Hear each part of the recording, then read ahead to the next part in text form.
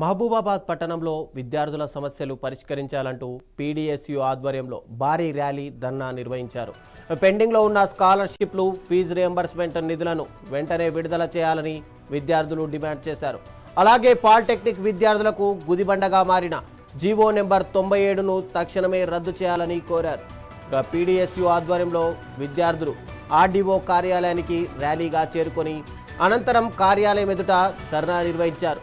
విద్యార్థుల సమస్యలపై ప్రభుత్వం వెంటనే స్పందించి పెండింగ్ నిధుల విడుదల చేయాలని నాయకులు డిమాండ్ చేశారు.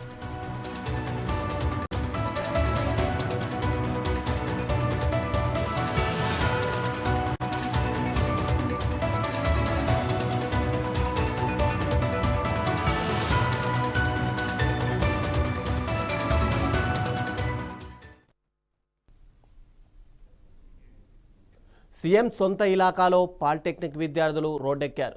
వికారాబాద్ జిల్లా కోడంగల్ నియోజకవర్గంలోని కోస్గి పాలిటెక్నిక్ కళాశాల ఎదుట విద్యార్థులు బైఠాయించి నిరసన తెలిపారు. కళాశాలలో ఖాళీగా ఉన్న లెక్చరర్ పోస్టులను వెంటనే భర్తీ చేయాలని, పాలిటెక్నిక్ కళాశాలలను శక్తి స్కీమ్లో విలీనం చేయడాన్ని వ్యతిరేకిస్తూ జీవో నెంబర్ 97ను రద్దు చేయాలని డిమాండ్ చేశారు. ఇక శక్తి స్కీమ్ను వెంటనే రద్దు చేయాలని విద్యార్థులు నినాదాలు చేశారు. ఇక విద్యార్థుల ఆందోళనకు మాజీ జెడ్పీటీసీ కోట్ల మైపాల్ సంఘీభావం తెలిపారు. ప్రభుత్వం విద్యార్థుల సమస్యలను వెంటనే పరిష్కరించాలని ఆయన డిమాండ్ చేశారు.